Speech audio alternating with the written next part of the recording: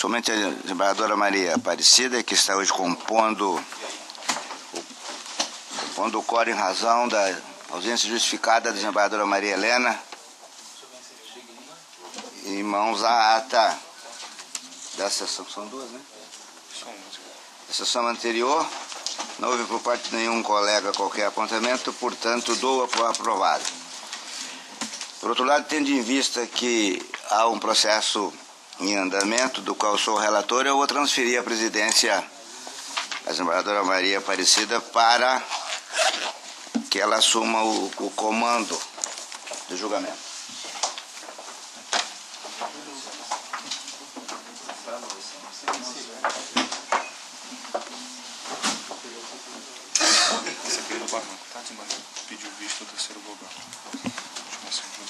Bom dia a todos, obrigado, senhor presidente.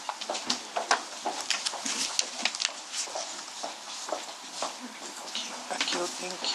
É só provar, né? E diz que na última sessão pediu visto. A continuação do julgamento do processo 11.839/2015, e na sessão anterior, o desembargador Luiz Ferreira da Silva julgou improcedente as impugnações e deferiu o registro da candidatura, sendo acompanhado pelo primeiro e o segundo vogal. O terceiro vogal pediu vista e está com a palavra Dr. Ricardo Gomes de Almeida. Obrigado, senhor presidente. Eu só estou acabando de incluir o voto aqui no sistema.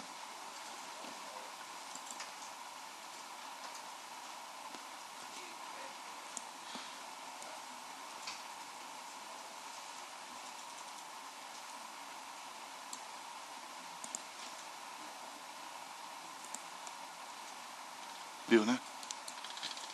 Bom, eu pedi vista dos autos para melhor formar meu convencimento acerca da configuração de causa de inelegibilidade do artigo 1º, inciso 1, a linha G da Lei Complementar número 64/90, no que se refere às contas de gestão dos exercícios de 2008 e 2009 do requerente, aqui faço uma correção, Valdir Mendes Barranco, à frente da gestão do município de Nova Bandeirantes, Mato Grosso. De início, destaco que, como bem asseverou o eminente desembargador relator em seu voto, abro aspas, não há matéria residual relativa às contas de 2007 a serem apreciadas nessa assentada, uma vez que a Corte Superior Eleitoral já conheceu e deu provimento ao recurso, determinando esse novo julgamento a análise das causas de inelegibilidade decorrentes da desaprovação pelo Tribunal de Contas do Estado de Mato Grosso das contas de gestão, fecho aspas. Assim, passo a analisar a incidência ou não de causa de inelegibilidade em decorrência dos acórdãos proferidos pelo Tribunal de Contas do Estado de Mato Grosso relativa às contas de gestão do município de Nova Bandeirantes nos anos de 2008 e 2009, cujo ordenador de despesa era o então prefeito municipal daquela edilidade, ora requerente. Pois bem, registro por oportuno que a celeuma quanto à competência do Tribunal de Contas para o exame das contas de gestão do prefeito municipal que atua na qualidade de ordenador de despesas, sem necessidade do crivo do Poder Legislativo para se caracterizar a inelegibilidade da linha G, inciso 1, artigo 1º da Lei Complementar 64/90, foi analisada no recurso ordinário número 401-37 do Ceará, de relatoria do eminente ministro Henrique Neves da Silva. Tal questão, como dito, foi superada a partir do julgamento das ações declaratórias de constitucionalidade número 29 e 30 pelo Supremo Tribunal Federal, sob a relatoria do eminente ministro Luiz Fux, que, por sua vez, conferiu caráter vinculante ao seu pronunciamento jurisdicional do Supremo Tribunal Federal, não restando qualquer margem a esta Corte para entendimento diverso do preconizado nas referidas ações declaratórias de constitucionalidade. Com efeito, resta-nos evidente que as contas de gestão dos prefeitos municipais, enquanto ordenadores de despesas, não reclamam julgamento pelo Legislativo Municipal para serem aptas a gerar inelegibilidade da linha G, inciso 1, do artigo 1º da Lei Complementar 64/90, posto que inserido no âmbito de regência do artigo 71, inciso 2 da Constituição Federal. Nesse contexto, nos cabe analisar se as condutas apuradas no julgamento das referidas contas de gestão caracterizam irregularidade insanável e também ato doloso de improbidade administrativa a atrair a incidência da inelegibilidade prevista na linha G, inciso 1 do artigo 1º da Lei Complementar 64/90. E eu inicio em relação às contas de gestão do município de Nova Bandeirantes referente ao exercício de 2008, de responsabilidade do requerente. Eu transcrevo aqui a ementa do acórdão proferido pelo Tribunal de Contas do Estado, acórdão 2586 de 2009, o qual eu peço vênia para deixar de ler por inteiro, está disponível a Vossas Excelências, eminentes pares, mas a conclusão foi: acompanhando o voto do conselheiro relator, de acordo com o parecer de número 5922 de 2009 do Ministério Público de Contas, julgar irregulares as contas anuais de gestão da Prefeitura Municipal de Nova Bandeirantes relativas ao exercício de 2008, sob a responsabilidade do senhor Valdir Mendes Barranco. E prossigo citando também que esse acórdão teve um pedido de rescisão no âmbito do próprio Tribunal de Contas, que deu provimento parcial, sendo lavrado o acórdão número 4003 de 2010. Esse julgamento parcial, ele excluiu basicamente parte das contribuições previdenciárias no valor de R$ 411.531,18. Para melhor exame das questões elencadas, destaco as irregularidades que ensejaram a rejeição das contas, tal como delineadas no acórdão do Tribunal de Contas proferido nos autos número 7291-5 de 2009. Renúncia de receita no montante de R$ 998.039,84 sem lei autorizativa. Controle ineficiente no movimento de tributação e falta de dados que possibilite a verificação da receita que deixou de ser recolhida. Item 3. Descrição insuficiente do histórico dos empenhos 461 de 2008 e 296 de 2008. Item 4. Divergência de informação quanto à quantidade de funcionários da Prefeitura no final do exercício de 2008. 5. Gastos com assistência social referente à concessão de passagens e outros no valor de R$ 292.540,23, sem comprovação se os mesmos foram concedidos para cobrir necessidade de pessoas físicas. Item 6. Existência de despesas classificadas impropriamente na educação, no valor de R$ 12.309,82, contrariando o artigo 202 da Constituição Federal. Item 7. O balanço financeiro não registra nas colunas de receita e despesa extra-orçamentárias o valor referente às retenções e recolhimentos do imposto de renda no montante de R$ 334.724,77. Item 8. Divergência de valores referente a saldo de bens patrimoniais. Item 9. Não foi realizado concurso público para o provimento da vaga para o cargo de responsável pelo sistema de controle interno do Poder Executivo. Item 10. Controle interno deficitário. Item 11. Não foi obedecido o prazo mínimo de 15 dias entre a publicação do resumo do edital e a data fixada para a apresentação das propostas nas licitações. Leilão número 01 de 2008, tomada de preço número 03 de 2008, contrariando o que estabelece o inciso 3º do artigo 2º do artigo 21 da Lei 8666 de 93. Item 12. Nenhum dos avisos de licitação nas modalidades de leilão, tomada de preço e concorrência pública foram publicados em jornal diário de grande circulação no Estado ou, se houver, em jornal de circulação do município ou na região, contrariando o que estabelece o inciso 3º do artigo 21 da Lei 8666/93. Item 13. O edital do leilão número 01 de 2008 não foi amplamente divulgado, contrariando o que estabelece o item 4 do artigo 53 da Lei 8666 de 93. Item 14. Inexigibilidade de licitação de número 1 e 6 de 2008 foram efetuadas para o mesmo objeto. 15. Item 15. Contratação de serviços médicos por inexigibilidade de licitação, contrariando o que estabelece o inciso 2 do artigo 37 da Carta Constitucional. Item 16. Não foi obedecido o prazo mínimo de 5 dias úteis entre a entrega das cartas convites de número 53, 28, 11, 38 e 40 de 2008 e a data fixada para a entrega das propostas, contrariando o que estabelece o inciso 4º do artigo 21 da Lei 8666 de 93.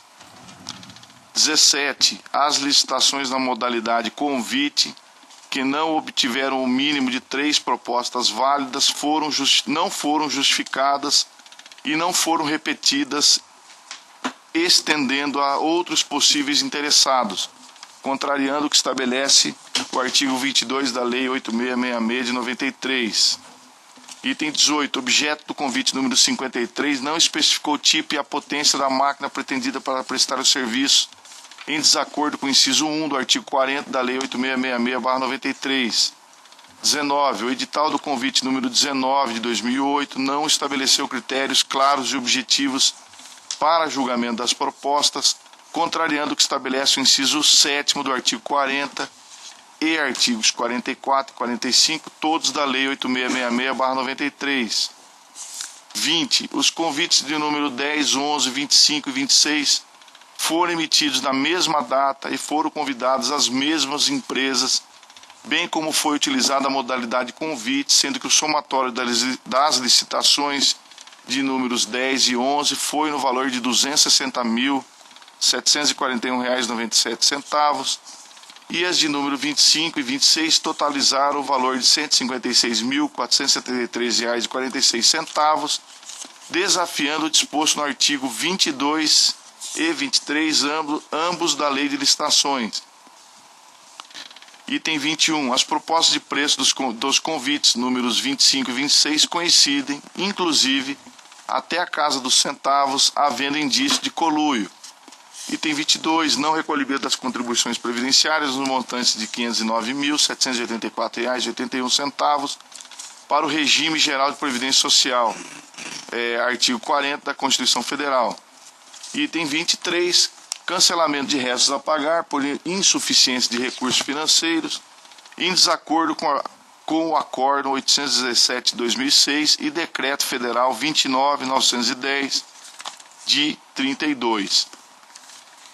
Prossigo no voto. Dentre as irregularidades apontadas, algumas merecem análise mais aprofundada, posto que, a meu ver, caracterizam-se, à luz da jurisprudência do egrégio Tribunal Superior Eleitoral, causa de inelegibilidade prevista na linha G, inciso 1, do artigo 1º da Lei Complementar 64/90.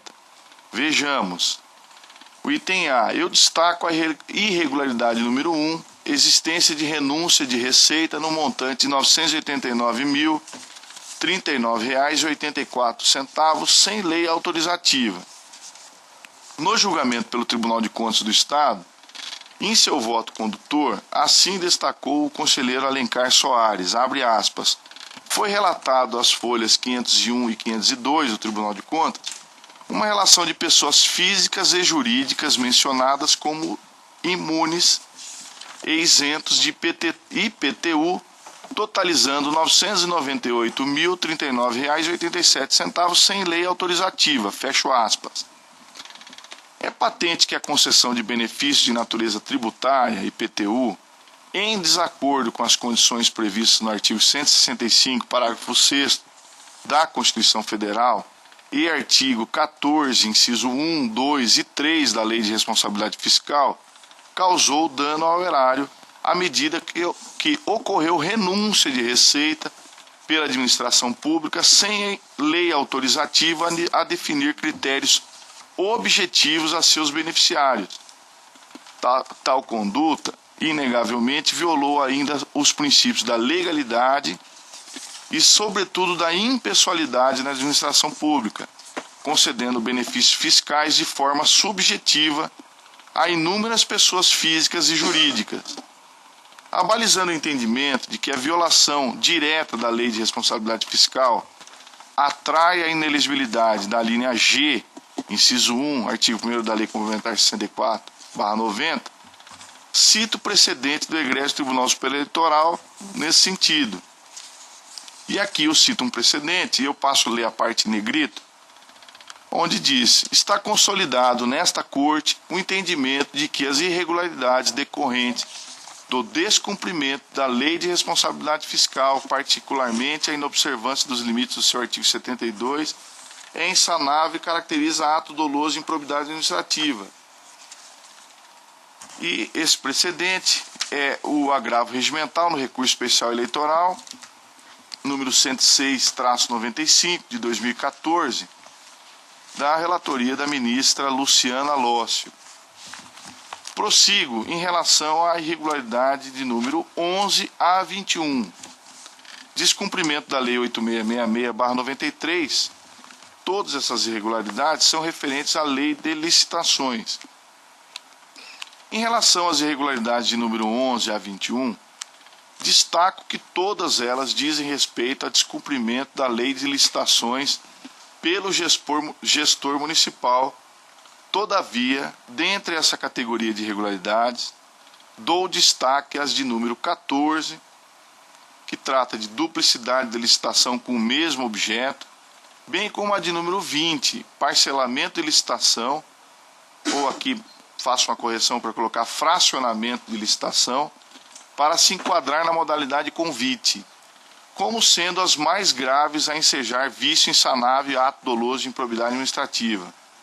O acordo do Tribunal de Contas do Estado trata a irregularidade número 14, duplicidade de licitação com o mesmo objeto, da seguinte forma: para a equipe técnica, abro aspas, a justificativa apresentada não procede em razão de que as duas inexigibilidades foram para o mesmo objeto, o mesmo médico contratado, sendo que a de número 1 de 2008 foi para o período de janeiro a dezembro de 2008 e a de número 6 de 2008 foi para o período de julho a dezembro de 2008. Ou seja, no período de julho a dezembro de 2008, os serviços foram pagos em duplicidade, podendo ocorrer a glosa do valor pago em duplicidade. Fecho aspas. Já em relação à irregularidade número 20, parcelamento de licitação, ou mais adequadamente, fracionamento de licitação, para se enquadrar na modalidade convite, o acordo do Tribunal de Contas tratou a questão da seguinte forma: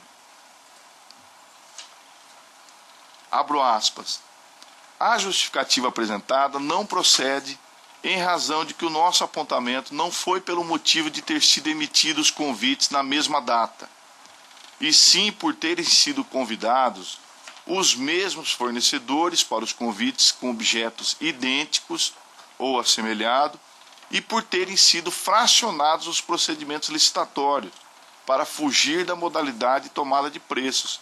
Portanto, permanece a irregularidade. Fecho aspas. Com efeito, somados diversos apontamentos em relação ao não cumprimento da Lei de Licitações pelo requerente, enquanto gestor municipal, tenho por subsumido o fato à norma geradora de causa de inelegibilidade. E eu cito aqui diversos precedentes do Tribunal Superior Eleitoral, e eu cito o primeiro deles, onde diz o seguinte: a rejeição de contas por decisão irrecorrível do órgão competente em virtude de irregularidades relacionadas ao descumprimento da Lei 8666 de 94, notadamente a extrapolação de limites para a modalidade de licitação adotada, a falta de orçamento e justificativa de preço na contratação da obra e o fracionamento de despesa acarreta a inelegibilidade descrita na linha G, inciso 1 do artigo 1º da Lei Complementar 64/90, por configurarem tais práticas vícios insanáveis e atos dolosos de improbidade administrativa. Precedente da ministra Luciana Lócio. Outro precedente da ministra Nancy Andrighi. A Corte Regional consignou que a irregularidade identificada na prestação de contas do agravante consistiu na inobservância da lei de licitações e concluiu tratar-se de vício insanável que configurou o ato doloso de improbidade administrativa. A conclusão do Tribunal de Origem encontra respaldo na jurisprudência do TSE no sentido de o descumprimento da lei de licitações consiste em irregularidade insanável apta a ensejar a inelegibilidade do artigo de que trata o artigo 1º, inciso 1, a linha G da Lei Complementar 64/90. Esse precedente, como disse, é da ministra Nancy Andrighi. Um terceiro precedente, que peço vênia para deixar de lê-lo, porque é no mesmo sentido, é da relatoria do ministro Henrique Neves da Silva. Prossigo ao terceiro item que constatei como causa de inelegibilidade, e a irregularidade número 22, não recolhimento das contribuições previdenciárias no montante de R$ 509.784,81 para o regime geral de previdência social. Por fim, em relação à irregularidade número 22, abro aspas, não recolhimento das contribuições previdenciárias no montante de R$ 509.784,81 para o regime geral de previdência social, artigo 40 da Constituição Federal, fecho aspas. Tem, ao meu ver, que não resta qualquer sombra de dúvida que a mencionada irregularidade também caracteriza-se vício insanável e ato doloso de improbidade administrativa, ensejadora de causa de inelegibilidade. Nesse sentido, farta é a jurisprudência do Colégio Tribunal Superior Eleitoral. E aqui eu cito o primeiro precedente da relatoria do ministro Henrique Neves da Silva. O não recolhimento de contribuições previdenciárias constitui irregularidade insanável que configura ato doloso de improbidade administrativa apta a configurar a causa de inelegibilidade prevista no artigo 1º, inciso 1, a linha G da Lei Complementar 64/90. Um segundo precedente, também da relatoria do ministro Henrique Neves, no mesmo sentido, e um do ministro José Antônio Dias Toffoli, que diz o não recolhimento de contribuições previdenciárias ao INSS consubstancia irregularidade insanável configuradora de ato doloso de improbidade administrativa nos termos do artigo 1º, inciso 1, a linha G da Lei Complementar 64/90. Para finalizar, um precedente da ministra Luciana Lócio, também no mesmo sentido. Nos termos da orientação fixada nesse tribunal, o não recolhimento de verbas previdenciárias ou ausência de seu repasse à Previdência Social, seja a contribuição dos servidores, seja a patronal, são irregularidades insanáveis que configuram ato doloso de improbidade administrativa aptas a atrair a incidência da inelegibilidade da linha G, inciso 1, artigo 1º da Lei Complementar 64/90. Registro ainda que, a meu ver, pouco importa se houve ou não ajuizamento de ação de improbidade administrativa por parte do Ministério Público ou qualquer outro dos colegitimados, uma vez que a Justiça Eleitoral é competente para aferir se a conduta do gestor, julgada pelo Tribunal de Contas, caracteriza-se ou não causa da inelegibilidade, independente de pronunciamento judicial da Justiça Comum sobre o tema. Por final, eu analiso a representação de natureza interna referente ao exercício de 2009 do município de Nova Bandeirantes, de responsabilidade do requerente. Quanto ao julgamento da representação interna número 017-2 de 2010, que resultou no acórdão de número 3285 de 2010, referente às contas do ano de 2009, esclareço que acompanho, nesse aspecto, integralmente o entendimento esboçado pelo eminente relator no sentido de afastar a causa de inelegibilidade. Em outras palavras, filio-me ao entendimento de que representação de natureza interna ou outro expediente diverso do julgamento das contas anuais de gestão não são aptos a atrair a causa de inelegibilidade. E aí eu faço uma ressalva: o julgamento de contas específicas de convênios, porque isso o Tribunal Superior Eleitoral de longa data vem dizendo que julgamento de convênios é suficiente para gerar inelegibilidade. Isto posto, afasto a causa de inelegibilidade relativa ao julgamento da representação interna acima citada, referente ao exercício de 2009. E eu finalizo, senhora presidente, com essas considerações. Eu peço vênia ao eminente relator para julgar procedente a ação de impugnação de registro de candidatura proposta pelo Ministério Público Eleitoral e pela coligação Coragem e Atitude para Mudar, e indefiro o registro de candidatura de Valdir Mendes Barranco para o cargo de deputado estadual referente às eleições de 2014. É como voto, senhora presidente. Como vota o Dr. Paulo César Alves Sodré? Senhora presidente, eu coloquei à disposição dos eminentes pares uma declaração de voto que passo a ler nesse momento. Senhora presidente, senhor relator, eminentes pares, após acompanhar atentamente as manifestações orais efetuadas pela Procuradoria Regional Eleitoral, bem assim as efetuadas pelos representantes das partes interessadas, em especial o voto do eminente relator, e agora ouvindo atentamente também o voto divergente, antes de me manifestar sobre o mérito da demanda, tenho que alguns aspectos precisam e devem ser ressaltados. De início, observo que não prospera a resignação por parte do assistente da impugnação, Peri Taborelli, quanto à necessidade desse tribunal se manifestar a respeito do suposto superfaturamento da ordem de 7.000% incidente sobre remédios.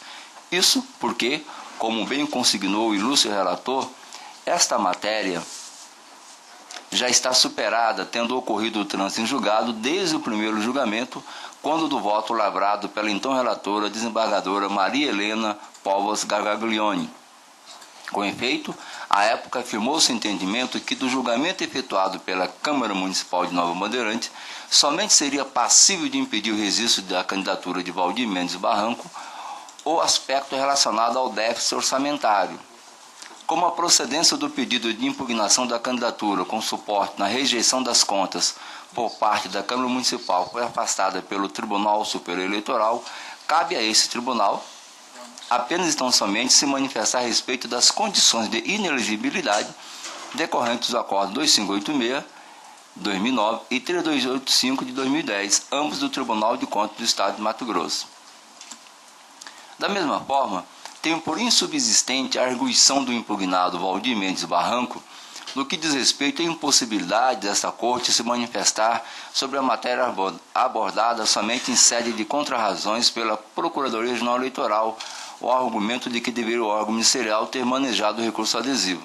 Ora, procedente ou não a tese do impugnado, certo é que nesses autos a atuação desta Corte, após a revisão em sede recursal efetuada pelo Tribunal Superior Eleitoral, está vinculada ao quanto decidido por aquele tribunal, salvo se a adesão do TSE tivesse sido reformada ou alterada.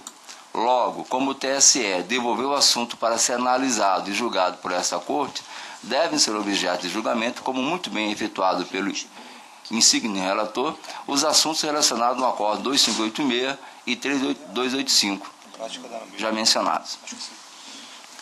E ainda tenho também por insubsistente, dentro do contexto da decisão já proferida pelo TSE nesses autos em grau de recurso, a tese de que somente as contas rejeitadas pelo Legislativo Municipal é que podem configurar a inelegibilidade escrita no artigo 1º, inciso 1, alínea G da Lei Complementar 64 de 90. Noticia o impugnado em memoriais que o tema, por não estar consolidado, mas por ser relevante, foi objeto de repercussão jurídica a ser decidida de forma vinculante no futuro pelo STF, e mencionou o recurso extraordinário 848-826, onde se reconheceu a repercussão jurídica. Ora, embora pessoalmente tenha simpatia com essa tese, e mesmo considerando o fato de que até pouco tempo esse era o entendimento do próprio TSE e ainda o fato do STF ter reconhecido a relevância da matéria, a ponto de ter reconhecido a repercussão geral, repito, não há margem para a discussão dessa questão nesse processo dessa instância, posto que já decidida a questão pela instância ad quem. Feitas essas ponderações, a análise das condições de inelegibilidade supostamente decorrentes do Acórdão 2586-2009 e 3285-2010. Aqui eu ancoro-me no voto do relator e transcrevo parte do julgamento dele, no que diz respeito à transcrição, e peço vênia para não ler. Aqui está apenas transcrito o que já foi decidido pela Corte Superior. Continuando o voto, ainda dizia o relator, esse deciso foi objeto de apelo administrativo parcialmente provido pela Corte de Contas, está referindo ao primeiro acordo do TSE de 2008, do TCE na verdade. Resiste antecipadamente, digo eu, que comungo do mesmo ponto de vista do nobre relator, com suporte na jurisprudência do TSE, da necessidade da cumulatividade dos critérios para inelegibilidade, já bem delineados no voto do relator. Contudo, ao contrário do eminente relator, e acompanhando o voto divergente, tenho que o dolo na conduta atribuída ao impugnado se faz presente. Primeiro, é preciso que se esclareça que, embora tenha o TSE rescindido parcialmente o Acórdão 2586, quando do julgamento do recurso do órgão impugnado, resultando disso o Acórdão 4003-2010, a rescisão não foi total, foi apenas parcial. Das diversas irregularidades apontadas no primeiro julgamento, apenas duas foram rescindidas, uma totalmente e a outra parcialmente. Ambas relacionadas à contribuição previdenciária, sendo que em relação aos encargos patronais do empregador, foi reconhecido o pagamento total do débito. Já em relação aos valores descontados do salário dos empregados ou servidores do município, houve apenas redução parcial do débito, mas a responsabilidade, inclusive pessoal do impugnado, permaneceu. É entendimento corrente no Tribunal Superior Eleitoral que, em se apurando a existência de contribuição previdenciária descontada dos salários e remunerações dos servidores municipais, sem o devido repasse no tempo e modo correto, há, ao mesmo tempo, a existência de uma conduta dolosa e insanável, ainda que tal débito seja objeto de parcelamento. Nesse sentido, da mesma forma que eu voto divergente, eu colaciono aqui vários julgamentos do TSE, leio apenas a parte negritada. Nos termos da orientação fixada nesse tribunal, o não recolhimento de verbas previdenciárias e a extrapolação dos limites de gastos pelo Poder Legislativo Municipal prevista na Constituição, aqui são irregularidades insanáveis. Apenas a primeira parte que interessa. Aqui a fonte citada.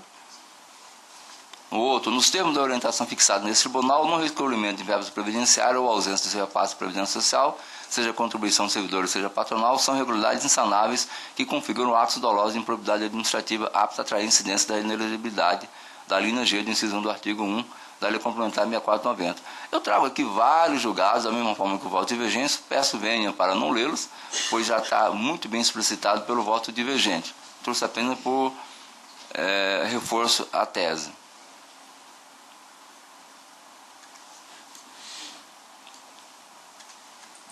Portanto, mesmo com a rescisão parcial, subsiste a responsabilidade do impugnado decorrente da conduta dolosa e insanável.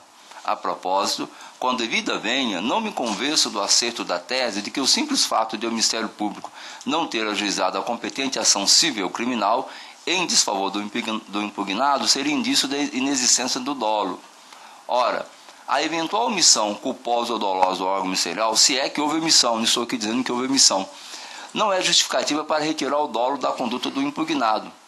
Aqui faço uma pequena ressalva no sentido de que a jurisprudência do TSE, bem assim do STJ, é de que o dolo a ser referido na improbidade administrativa é tão somente o dolo genérico e não o dolo específico. É dizer, não há necessidade de se comprove uma, entre aspas, finalidade específica no agir do agente. Nesse ponto, com a desaprovação das contas do impugnado pelo TSE, resultado conjunto dos acordos 2586 e 4003 de 2010, reconhecendo que foi retido ou descontado valores incidentes sobre o salário dos servidores municipais e não repassados à Previdência Social, há uma prova pré-constituída do dolo genérico na conduta do impugnado. Prova essa produzida e trazida aos autos pelo Ministério Público Eleitoral. Ao impugnado caberia, ou coube, o ônus de desconstituir a prova ministerial, e desse ônus o impugnado não se desincumbiu. Ademais, a natureza implícita do dolo genérico na conduta daquele que deixa de recolher a contribuição previdenciária é tamanha que o próprio Código Penal tipificou no artigo 168-A a retenção e não repasse da contribuição previdenciária devida pelo empregado, mas descontada pelo empregador e não recolhida aos cofres públicos. É a denominada apropriação indébita previdenciária. Tanto o STJ quanto o STF já se posicionaram no sentido de que o dolo nessa conduta também é o dolo genérico. Nesse sentido, os seguintes precedentes que não vou ler, apenas mencionar: STJ a sexta turma, o STJ pela quinta turma, o STJ pela terceira sessão, o STF pela primeira turma e o STF a segunda turma. E no âmbito do TSE, há também precedentes nesse sentido, já lido vários ali pelo voto divergente. Leio apenas um. Para a caracterização da inelegibilidade prevista na linha G do inciso 1 do artigo 1º da Lei das Inelegibilidades, não se exige o dolo específico, bastando para tal o dolo genérico eventual que se caracteriza quando o administrador assume os riscos de não atender aos comandos constitucionais e legais que vinculam e pautam os gastos públicos. Você quer que aumente a letra, Zona? Não, tá bom. Então, Volto a frisar, o fato de o órgão ministerial não ter, em tese, ajuizado a ação civil criminal para responsabilizar o impugnado, não é motivo para se infirmar o dolo insanável. Por fim, dentre todas as demais irregularidades que não foram objeto de rescisão pelo acordo 403/2010, e aqui ao contrário do voto bem especificado, minudenciado do nobre relator Dr. Ricardo, eu me apeguei apenas a dois aspectos. Um, a questão do dolo referente à contribuição previdenciária, e outro que eu passo a ler agora, que se trata da grave renúncia de receitas, sem lei autorizativa por parte do Legislativo Municipal, na ordem de R$ 998.039,84. Renunciar a receitas, de acordo com o artigo 14, parágrafo 1º da Lei de Responsabilidade Fiscal, que é a Lei Complementar 101/2001, compreende a anistia, remissão, subsídio, crédito presumido e, aqui no caso, concessão de isenção em caráter não geral. Renunciar a receita equivale a perdoar devedores do erário. E quando assim se faz, sem a anuência prévia do Legislativo, é clara e notória a existência do dolo na conduta do gestor.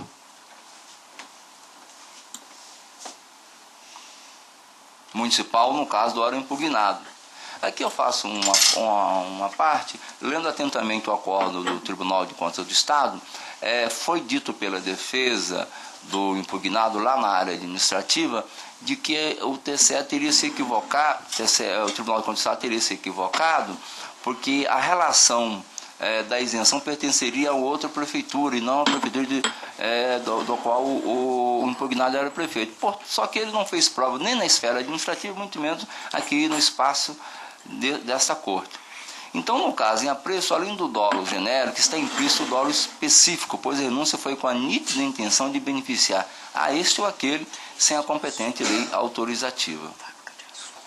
Passo ao acordo 3285/2010, aquele que foi decorrente de representação de natureza interna relativa à Carta Convite 25/2008 do município de Nova Bandeirante.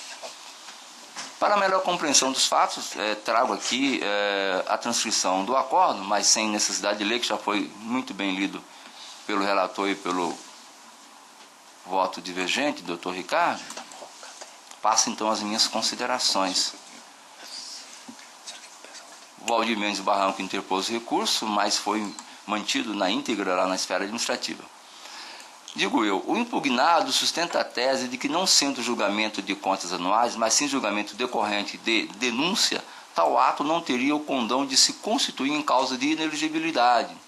Em fundada a decisão, o ilustre relator acatou essa tese, trazendo como paradigma, após transcrição de um debate entre os ministros do TSE, o julgado abaixo transcrito, que peço venha para não ler, pois foi amplamente lido na sessão anterior. Contudo, com a devida vênia, inclusive discordando do voto divergente,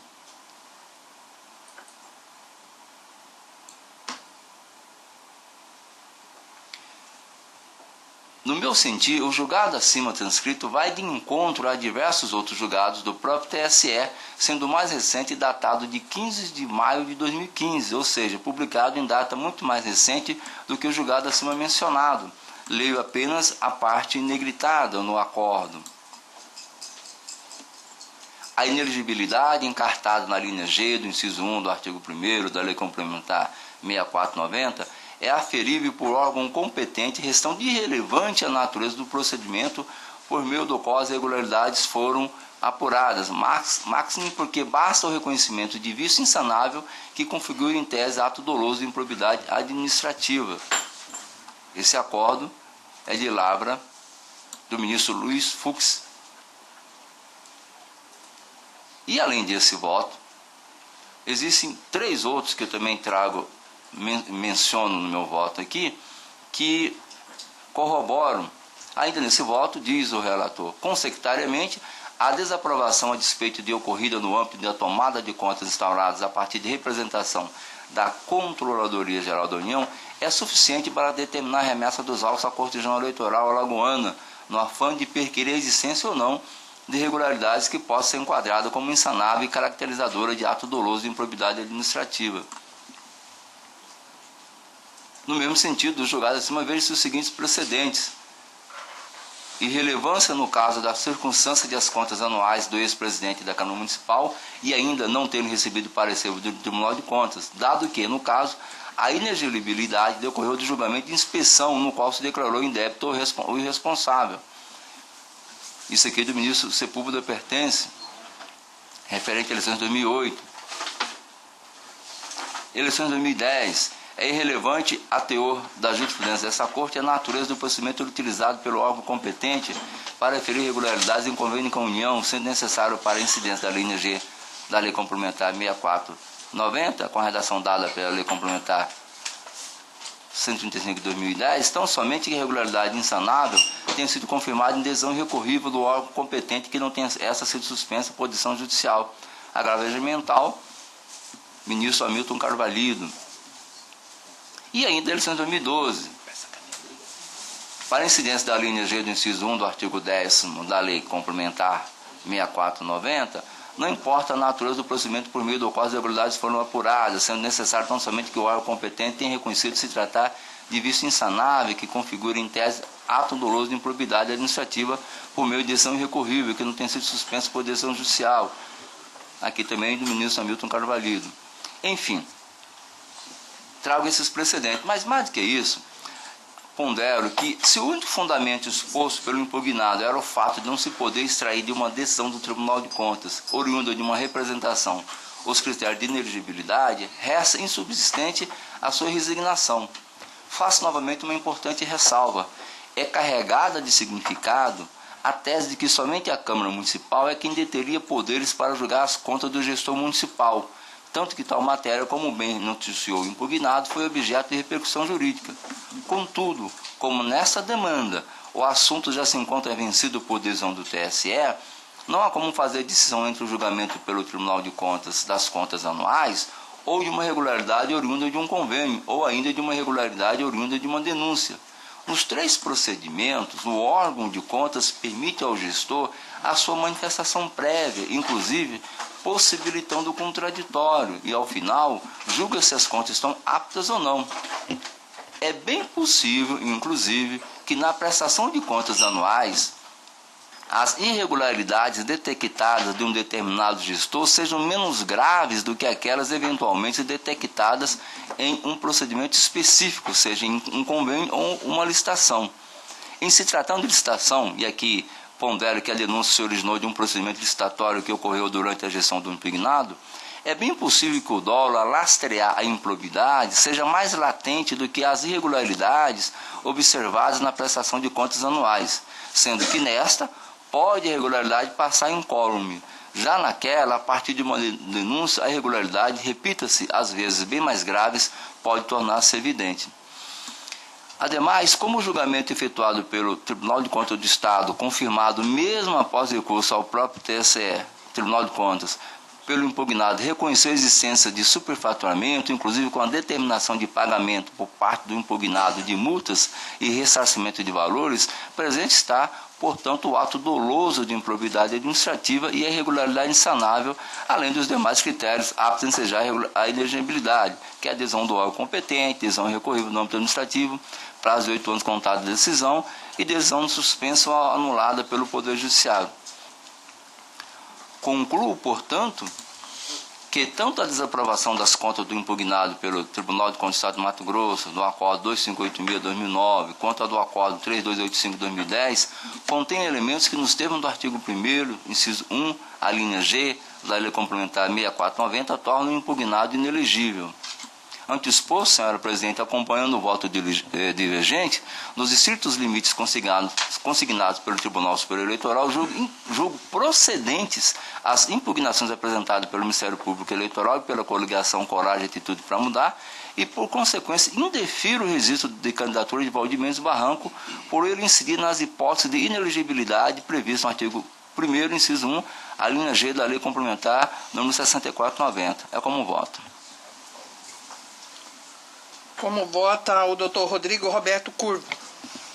Senhora presidente, eminentes pares, quero registrar que acompanhei atentamente os debates travados aqui nesta corte, desde o pronunciamento dos senhores advogados da tribuna, recebi também os memoriais e que analisei atentamente. Da mesma forma, os brilhantes votos do eminente desembargador relator, do Dr. Ricardo, que trouxe um voto divergente, abrindo divergência, e agora a declaração de voto do Dr. Paulo Sodré.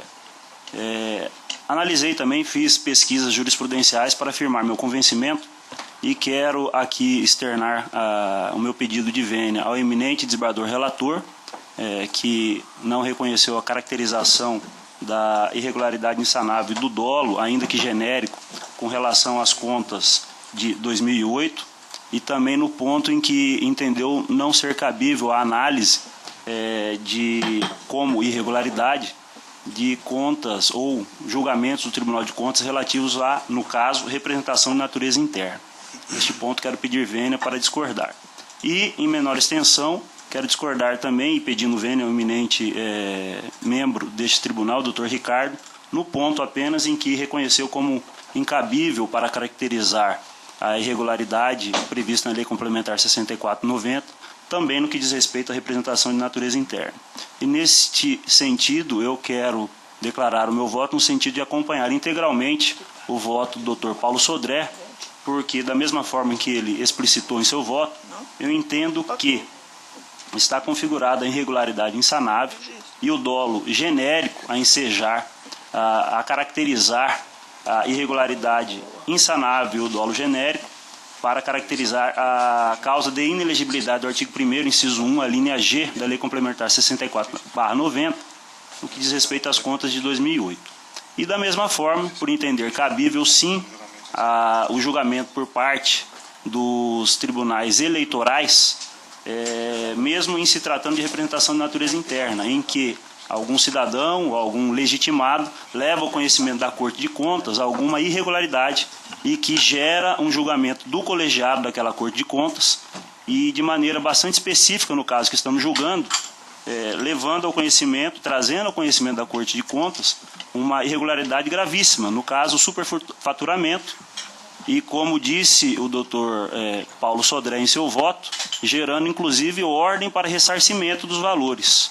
De modo que tenho claro para mim, com a devida vênia dos entendimentos divergentes, de que está sim caracterizada também nas contas de 2009, decorrentes da representação de natureza interna relativas a essa carta de convite, sim a irregularidade insanável e com o dolo no mínimo genérico a ensejar também neste ponto a causa de inelegibilidade. Nesse sentido, senhores desembargadores, eminentes pares, quero registrar aqui o meu voto no sentido de, acompanhando integralmente o voto do Dr. Paulo Sodré, julgar procedente as impugnações apresentadas para indeferir o registro de candidatura de Valdir Mendes Barranco, e é nesse sentido o meu voto. Senhora presidente, antes da conclusão do julgamento, eu gostaria de pedir a palavra, porque eu eu já tinha votado anteriormente, né, acompanhando o relator, mas eu preciso justificar, após atenta análise dos votos que foram proferidos nessa data, a mudança do meu posicionamento com relação ao meu voto, porque depois de ouvir não somente o voto do Dr. Ricardo, mas também o voto do Dr. Paulo, eu percebi que os atos que foram praticados pelo senhor Barranco violaram, sim, os princípios constitucionais da legalidade e da impessoalidade, com consequências graves ao erário público, mediante concessão de benefícios fiscais espúrios a pessoas físicas ou jurídicas, quando deveria zelar pela coisa pública. Observei ainda, e entendo, portanto, nesse sentido, que julgamentos realizados por tribunais de contas geram efeitos no mundo jurídico e, no caso concreto, houve reconhecimento de irregularidades múltiplas praticadas pelo senhor Barranco, inclusive de caráter insanável a configurar ato doloso, ainda que genérico, de improbidade administrativa e apto a causar a inelegibilidade. De outro giro, verifico também que ingresso de ação por parte do Ministério Público não é condício sine qua non para reconhecimento da dolosidade do ato. De modo que, com a devida vênia do eminente relator, eu revejo o meu voto e acompanho a divergência aberta nesta data, julgando procedente a ação de impugnação de registro de Valdir Mendes Barranco.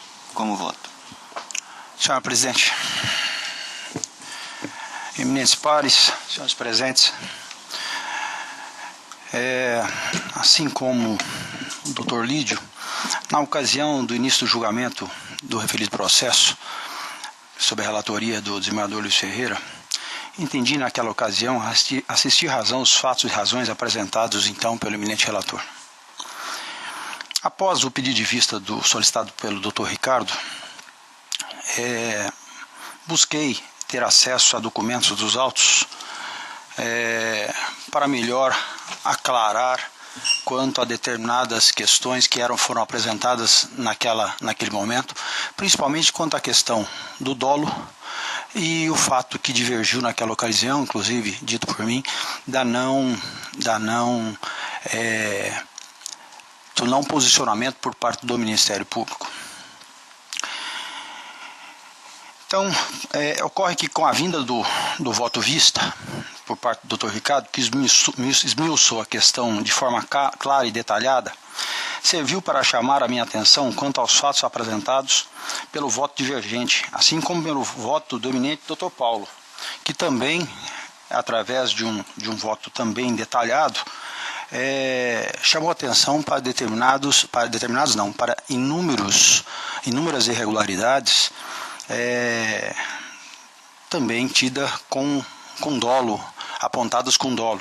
Chamo a atenção apenas de uma delas, para não ser repetitivo com relação a determinadas coisas. Disse isso quanto à grave renúncia de receitas, sem lei autorizativa por parte do Legislativo Municipal, da ordem de R$ 998 mil e alguns centavos, e outros elencados pelo voto divergente e também pelo seguinte. Somados a isso, chamo a atenção as inúmeras jurisprudências colacionadas aos votos divergentes. Dessa forma, com a devida vênia ao relator, vou me filiar ao voto divergente, em especial a questão colocada pelo Dr. Paulo Sodré, aonde julgo procedente as impugnações apresentadas pelo Ministério Público Eleitoral e pela coligação Coragem, Atitude para Mudar, e por consequência indefiro o registro de candidatura de Valdir Mendes Barranco, por ele incidir nas hipóteses de inegibilidade previsto no artigo 1º, inciso 1º, da linha G da Lei Complementar 6490. É como voto, senhora presidente. Anuncio o resultado do julgamento. O tribunal, por maioria, julgou procedentes as impugnações ofertadas pelo Ministério Público Eleitoral e coligação Coragem e Atitude para Mudar e indeferiu o pedido de registro da candidatura de Valdir Mendes Barranco, nos termos do voto proferido pelo terceiro vogal, vencido o douto relator.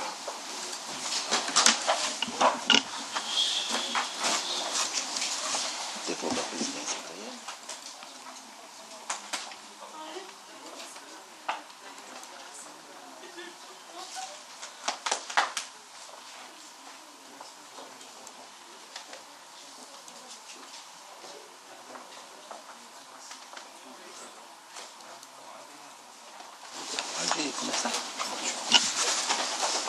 Anuncio o julgamento do 2.3, processo 177.465/2014, que é requerente à coligação Amor à Nossa Gente e Lúdio Frank Mendes Cabral, e requerido José Pedro Gonçalves Tax, requerido Carlos Henrique Baqueta Fávaro, Adriana Lúcia Vandonini Curvo e Aldo Locatelli.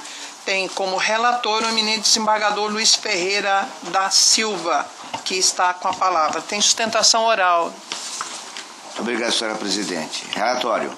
Trata-se de ação de investigação judicial eleitoral, AGE, por abuso de poder econômico acumulado com representação por captação ilícita de sufrágio proposta por Lúdio Frank Mendes Cabral e a coligação Amor à Nossa Gente, em favor de José Pedro Gonçalves Tax e de Carlos Henrique Baqueta Fávaro, candidatos eleitos aos cargos de governador e vice-governador, respectivamente, de Adriana Lúcia Vandoni Curvo, candidata ao cargo de deputada estadual, e de Aldo Locatelli. No primeiro capítulo da peça inicial, intitulada Necessárias Considerações Introdutórias, os representantes argumentam que a investigação judicial eleitoral, ora proposta, tem por objetivo apurar, aspas, evidente e assintoso cometimento de abuso de poder econômico, cujos fatos configuram, aspas, também indícios mais que veementes de captação ilícita de sufrágio, fecha aspas.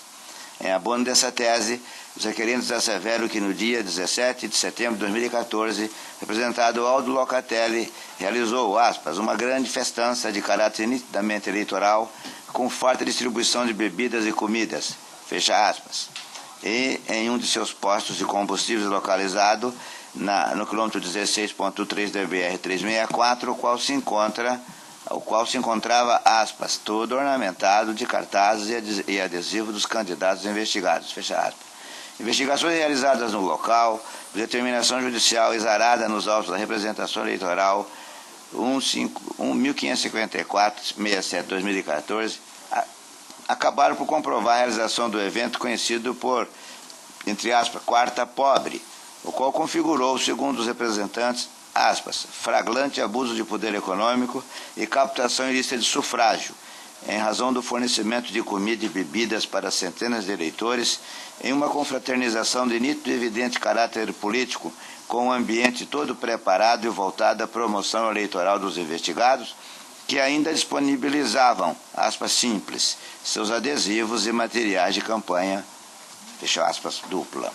A reunião social teria beneficiado diretamente os candidatos Pedro Tax, Carlos Fávaro e Adriana Vandoni, uma vez que foi encontrado no local, aspas, farto material de propaganda para distribuição, fecha aspas, além de cartazes e adesivos espalhados pelo ambiente, aspas, não só nas árvores e no entorno da churrascaria, mas também nos caixas, nas portas, paredes e no escritório do posto, fecha aspas, conforme comprovariam as fotografias juntadas às folhas 39 e 46 dos autos. O abuso do poder econômico estaria evidenciado ainda, aspas, nas centenas de caminhões e carretas comerciais do grupo transportador, distribuidor e revendedor de combustível de Aldo Locatelli, circulando pelas rodovias do Estado com propaganda irregular da coligação majoritária Coragem e Atitude para Mudar, fecha aspas. O entender dos representantes, caminhões e carretas de uso comercial, os quais dependem de outorga do poder público para transporte de derivados de petróleo, a ANTT e a ANP, agências estatais que regulam as atividades de transporte de petróleo, devem ser equiparadas a bens públicos, razão pela qual não podem ser utilizados para promover campanhas de cunho eleitoral. Aduz existir ainda, aspas, fortes indícios de que no local também era distribuído combustível como forma de aliciamento do eleitor, fecha aspas. Por derradeiro, os requerentes, entre outras providências instrutórias, colimam o reconhecimento do abuso de poder e a captação ilícita de sufrágio, com a consequente condenação dos requeridos nas sanções previstas no artigo 22, inciso 14 da Lei Complementar nº 64/90, encerrando sua peça exordial com extensa lista de documentos, que vão na folha 24 a 61, dos quais se destacam cópias de decisões judiciais com fotografias do evento contestado, notícias de sítios da internet, relação das empresas de Aldo Locatelli, entre outros anexos. Pelo despacho em contradiço às folhas 65 e 66, esta relatoria recebeu a vertente ação, deferiu a juntada de documentos originais da representação número 1705/33/2014 e determinou o prosseguimento da ação com a citação dos requeridos para apresentação de defesas. Adriana Lúcia Vandona Curvo, com base na peça recursal que se encontra as folhas 74 e 78, alega, aspas, os representantes se utilizam de um evento tradicional que vem ocorrendo há anos para manipular a verdade e tentar prejudicar os requeridos, em especial a requerida que nada tem a ver com caso em tela. Fecha aspas. Pugnando ao final pela improcedência de todos os pedidos deduzidos na pré-facial. Aldo Locatelli, em sua contestação jungida às folhas 87 e 93, afirma que os fatos alegados pelos requerentes seriam inverídicos, não havendo também na sua intelecção qualquer irregularidade quanto à churrascada, entre aspas, tradicionalmente promovida pela sua empresa, aspas, com a única finalidade de fidelizar seus clientes, não para funcionários ou empregados, afirmando ademais, aspas ainda, que nunca houve qualquer político, discurso, material de publicidade ou de divulgação de qualquer político ou agremiação partidária em referido evento, fecha aspas.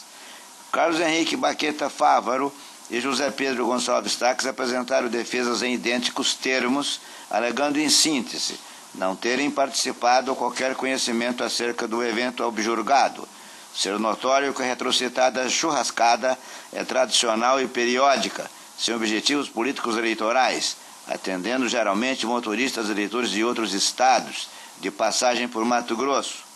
Por derradeiro, afirma não haver configurado abuso de poder econômico ou captação ilícita do sufrágio, requerendo com esses argumentos a improcedência da ação.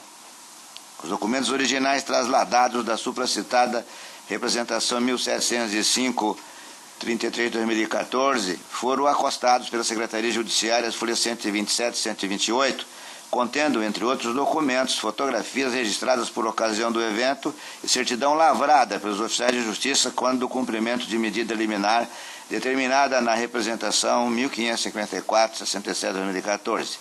Esta relatoria, as folhas 183/183 verso, deferiu o pedido de requisição ao Detran Mato Grosso da relação de veículos registrados em nomes de Aldo Locatelli e de suas empresas, o que foi atendido por meio dos ofícios acostados as folhas 196, 197, 228, 229, 318, 343. Encartado a folha 298 está um envelope contendo DVD produzidos na sede da primeira zona eleitoral, constando, em sistema de áudio e vídeo, as oitivas de duas das testemunhas roladas pelas partes, tendo sido homologada a desistência das demais relacionadas de faltante. Foram rolados 20 e somente duas se dispuseram a ouvir. Não tendo havido postulação de diligências adicionais pelas partes, os requeridos Pedro Taques, Carlos Fávaro e Adriana Vandoni ofertaram tempestivamente suas alegações finais, tendo requerido Aldo Locatelli e os requerentes Coligação Amor a Nossa Gente e Dudu Cabral deixado de fazê-lo.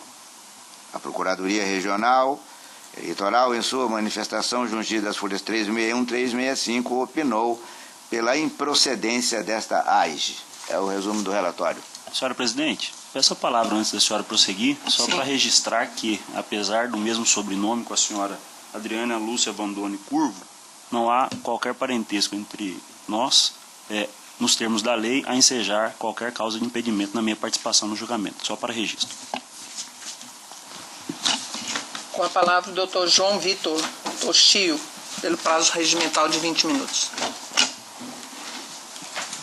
Excelentíssima desembargadora Maria Aparecida, que ora preside a sessão, excelentíssimo desembargador corregedor, relator desse processo, senhores membros que compõem o pleno, ilustríssimo representante do Ministério Público, senhores e senhoras, venho em defesa dos investigados José Pedro Gonçalves Taques, Carlos Fávaro e Adriana Vandoni, requerer aos senhores que julguem improcedente mais esta ação de investigação judicial, vez que não há nos autos nenhuma prova, nenhum documento, sequer uma linha capaz de sustentar a tese criada pela parte autora.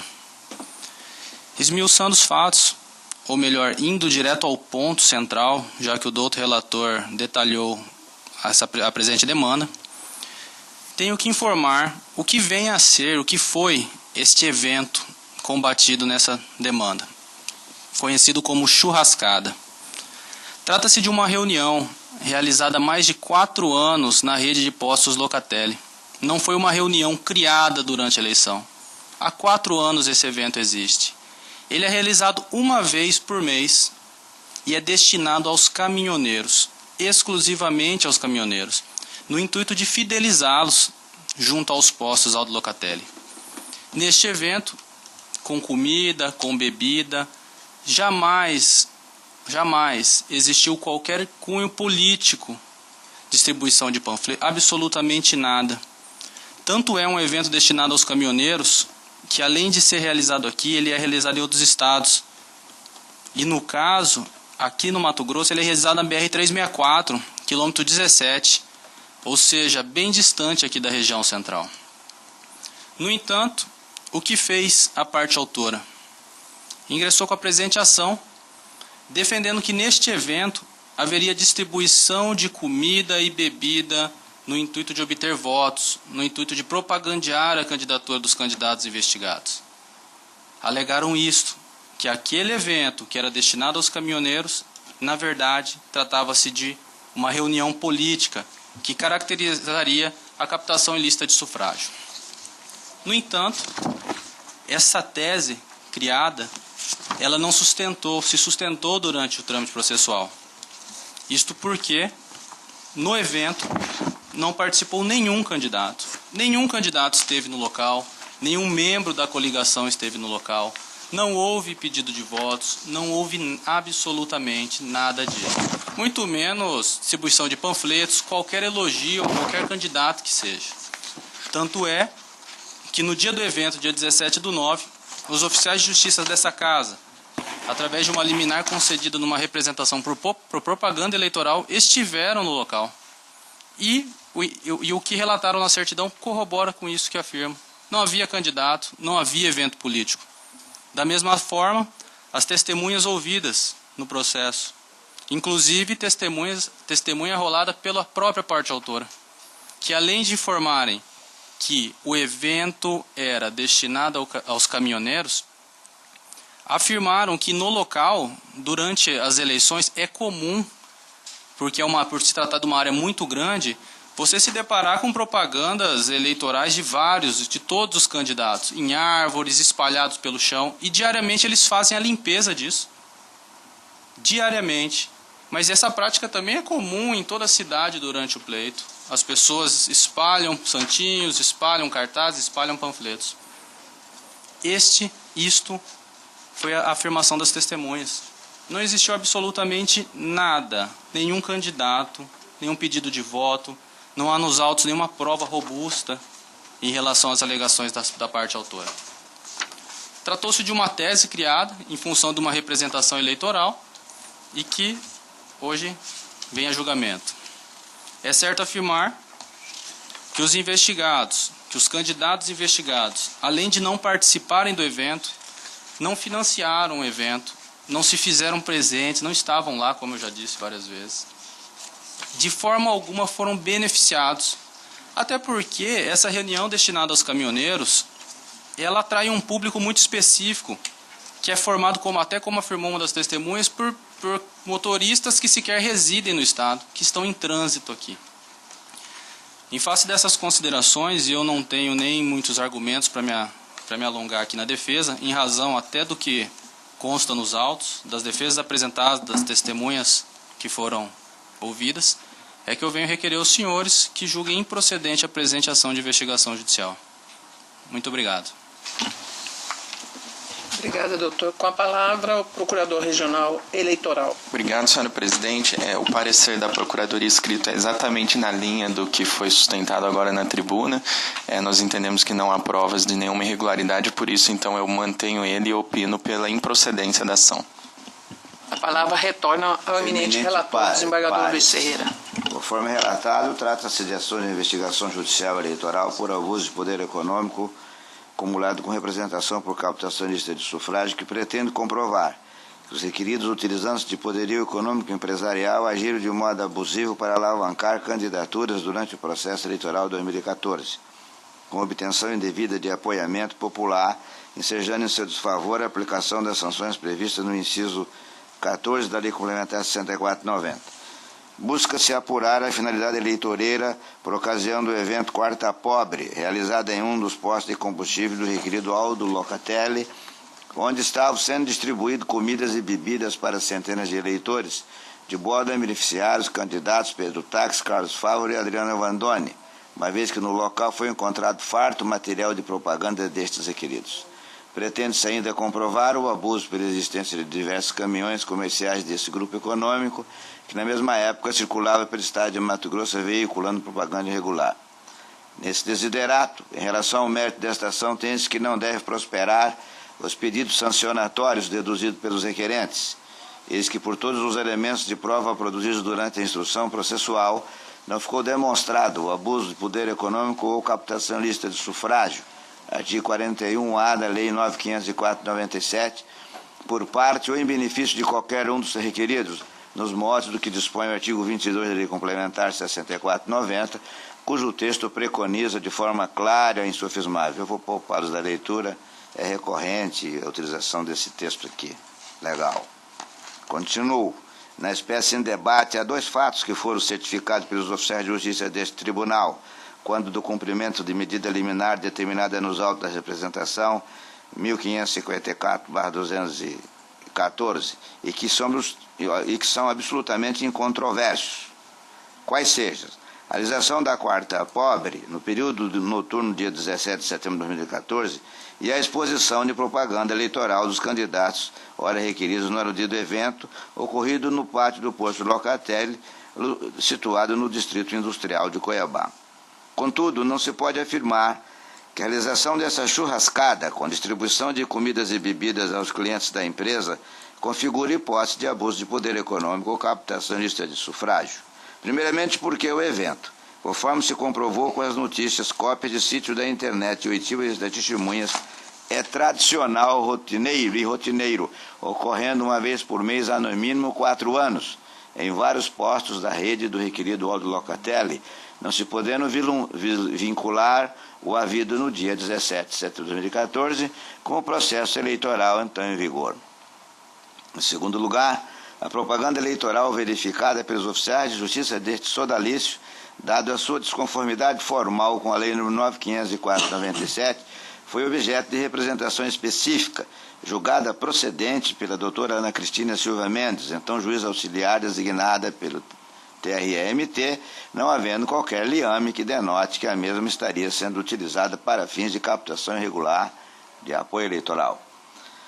Cumpre-me registrar ainda que, da análise dos depoimentos das testemunhas que estão armazenadas no DVD de folha 298, estou uníssona à informação de que o evento, realizado todos os meses, independentemente da eleição de 2014, era destinado aos clientes caminhoneiros da rede de postos de combustível, em sua grande maioria eleitores de outros estados da federação.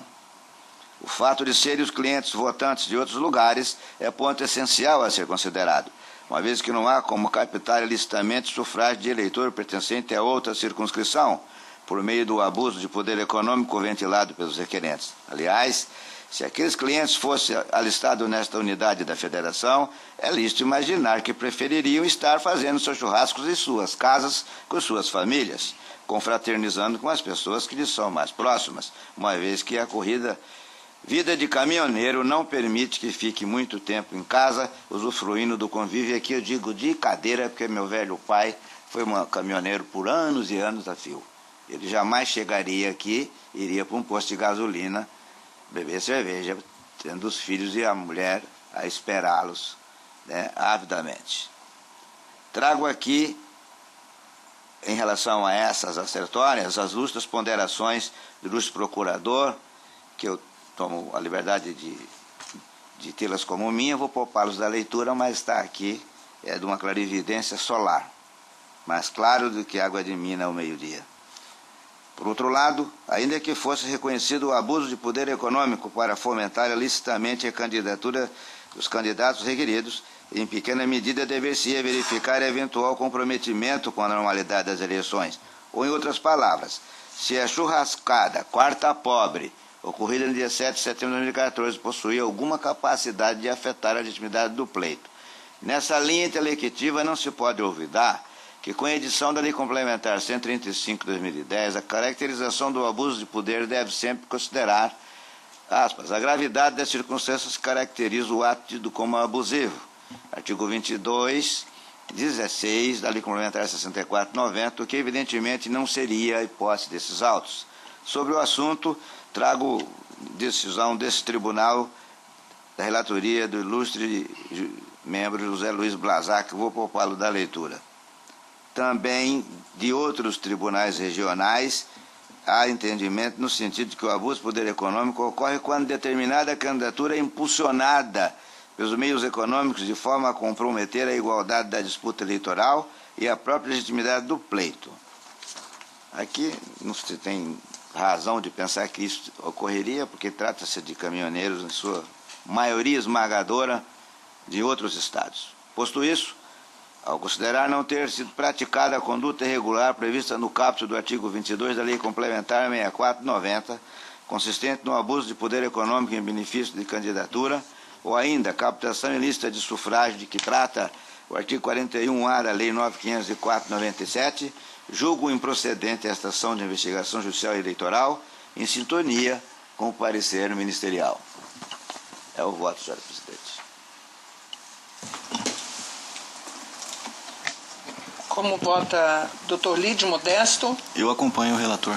Dr. Flávio Alexandre? Eu vou acompanhar o relator, até porque, excelência, eu acredito que a grande maioria dos caminhoneiros que ali estavam naquele posto de gasolina, acho que nem eleitores desse estado eram, porque 17 quilômetros, como disse o advogado que fez a sustentação oral, a 17 quilômetros daqui, acho que eles estavam mais de passagem do que tudo. Então, eu não tenho dúvida em acompanhar o relator. Ricardo Gomes de Almeida? Acompanho o eminente relator, senhor presidente. Dr. Paulo César? Com o relator, senhor presidente. Dr. Rodrigo Curvo? De acordo com o eminente relator. O tribunal, por unanimidade, julgou improcedente o pedido veiculado na ação de investigação judicial eleitoral nos termos do voto do doutor relator e em consonância do parecer ministerial. Senhora presidente, eu tenho agora mais os votos. Vossa Excelência pode ficar, eu vou votar daqui.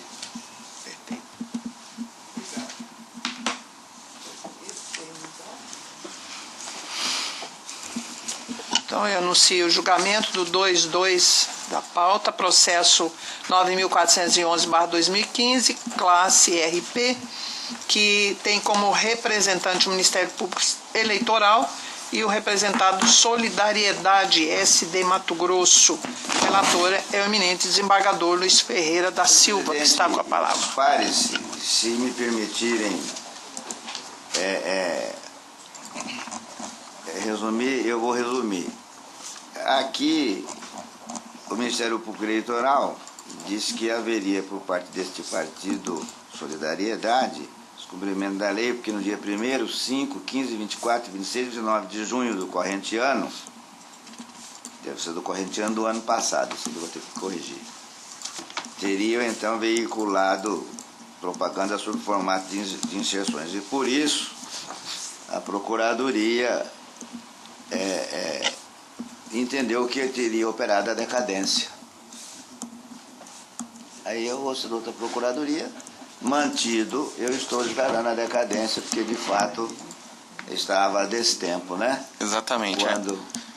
se me permite, é só para esclarecer, realmente a petição ela foi protocolada um dia após o término do prazo, e esse fato ele foi já comunicado pela própria Procuradoria Eleitoral ao nosso procurador-chefe, para ele averiguar o que ocorreu lá no Ministério Público, uma vez que essa petição deveria ter sido protocolada aqui até o 15º dia do mês de julho, e houve alguma falha lá na rotina do setor de protocolo, e acabou então protocolando a destempo. Então, por isso, nesse caso, realmente houve a decadência. Vossa Excelência está reconhecendo a decadência, julgando o processo, né, com julgamento de mérito, tal como manda 2694 do CPC, e aplicado analogicamente. Alguma divergência? Não. De acordo. O tribunal, por unanimidade, reconheceu a decadência e julgou extinto o processo com resolução do mérito com base no artigo 269, inciso 4 do CPC, nos termos do voto do doutor relator e em consonância com o parecer ministerial.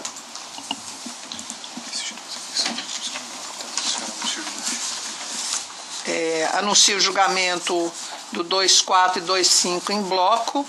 O 2.4, processo 110.257/2014, requerente Renato Locatelli dos Santos, tem como relator o desembargador Luiz Ferreira da Silva, e o 2.5, processo 81.327/2014, requerente Félix Manuel Souza Pinto Álvares, que tem também como relator o eminente desembargador Luiz Ferreira da Silva, que está com a palavra. Estes dois processos faz parte daquele bloco em que o candidato notificado, apurado pela nossa unidade técnica, as irregularidades que aqui estão relatadas, ele é notificado e queda-se inerte e não apresenta, portanto, resultado positivo no sentido de fazer a correção do desvio contábil.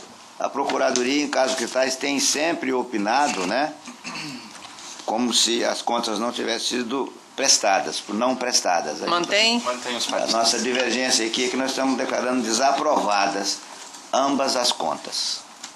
Tem alguma divergência? Não há. Então, em ambos, o resultado é o seguinte: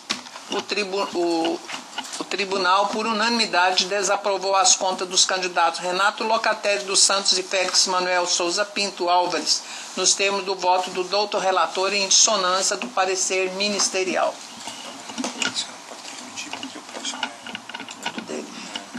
Senhor presidente, devolvo a Vossa Excelência a presidência. Você pode ficar aí. Tá, obrigado. Certo.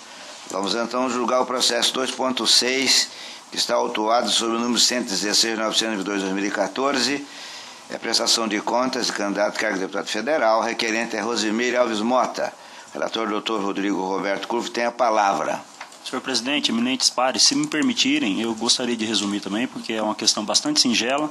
Prestação de contas da senhora Rosimeire, que renunciou à candidatura, teve essa candidatura devidamente homologada. O parecer do doutor procurador é no sentido de aprovação com ressalvas, e é nesse sentido que eu estou votando, apenas esclarecendo que ela comprovou a homologação pelo juízo competente da sua renúncia, trouxe todos os extratos bancários, e a única ressalva que seria o caso de consignarmos é que ela deixou de cumprir aquele prazo, omissão quanto à entrega da primeira e segunda prestação de contas, que esse tribunal já decidiu reiteradas vezes que não é o caso de rejeição e apenas anotação da ressalva. Nesse sentido que eu acompanho, inclusive, o parecer da doutora Procuradoria Regional Eleitoral. Eu perguntaria aos ilustres pares se há alguma divergência. Não, de acordo. Então, o tribunal, unanimidade, Aprovou com ressalva. aprovou com ressalva as contas da candidata Rosimeire Alves Mota, nos termos do voto do doutor relator, em consonância com o parecer. Com esse julgamento, nós damos por encerrado essa sessão ordinária, mas antes eu gostaria de fazer um convite em nome da presidência, para que os eminentes pares, se puderem, se fazerem presente aqui na Casa da Democracia, quando então nós teremos o governador do Estado, o presidente da Assembleia, a vice-presidente do Tribunal de Justiça, a nossa presidente atual, se ela se dispuser a vir, o prefeito municipal, o secretário de Estado e tantas quantas outros eminentes, componentes da administração estadual, que vão então ser submetido ao processo de biometria. Com isso, a presidência quer dar o start publicitário, ou como queira propagandista, que aí depende do entendimento do marqueteiro, para que nós possamos atingir pelo menos o mínimo daquilo que o Tribunal Superior Eleitoral exige de nós.